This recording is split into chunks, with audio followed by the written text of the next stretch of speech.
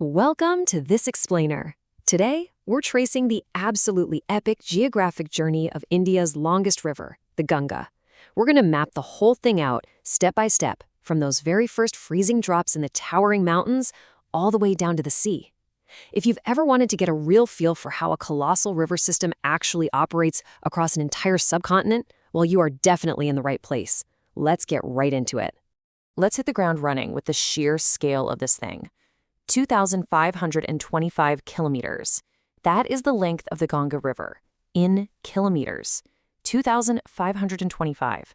To put that kind of continental scale into perspective, we're talking about a distance that could stretch right across major countries.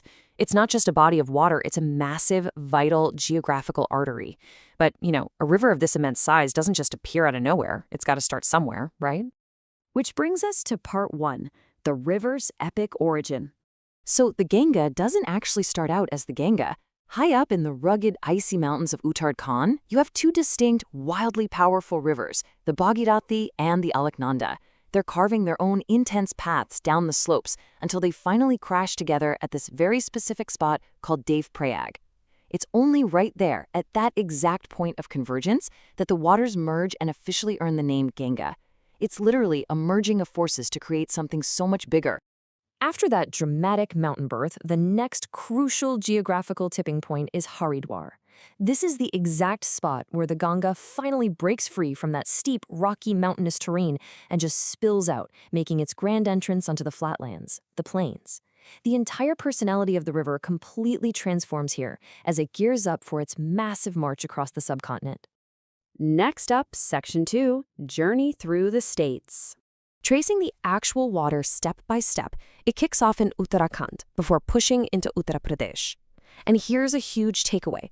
That stretch through Uttar Pradesh, that is the absolute longest leg of its entire 2,525-kilometer journey. After carving through there, it grazes Jharkhand, pushes through West Bengal, and then actually crosses international borders right into Bangladesh. We're looking at an expansive, multi-region transit system connecting millions of lives and entire ecosystems along the way. Moving on to Section 3, Division and the Delta.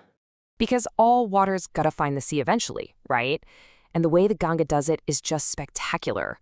When the flow hits a spot called Farakka in West Bengal, it undergoes this massive bifurcation. It literally splits into two. One branch stays in India, heading south as the Hooghly River, while the main bulk of the water crosses into Bangladesh and takes on a totally new identity, the Padma River. One powerful origin splitting into two completely distinct destinies. Now, both of these branches are hunting for the exact same finish line, the Bay of Bengal. But as they hit the sea, they drop unimaginable amounts of sediment. Over thousands and thousands of years, all that sediment piled up to create the Sundarbans. And the scale of this is mind-blowing. The Sundarbans isn't just some large delta. It is literally the largest delta in the entire world.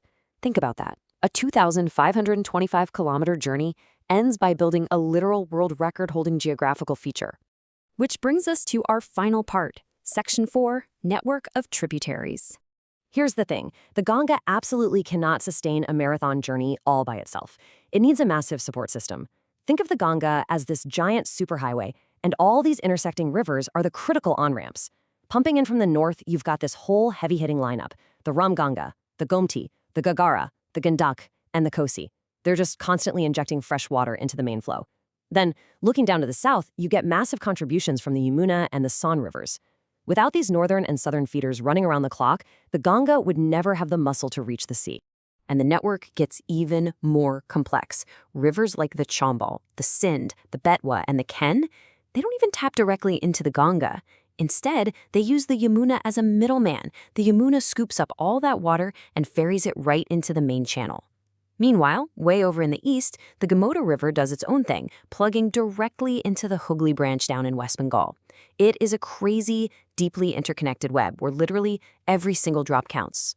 So as we wrap up this geographical breakdown, I really want you to consider this. When you have a massive river born in the highest mountains on Earth, carving its way through 5 distinct states, splitting to build the world's largest delta, and fueled by this insanely intricate web of dozens of tributaries, How exactly does the sheer scale of that basin shape the life, the geography, and the entire future of a subcontinent?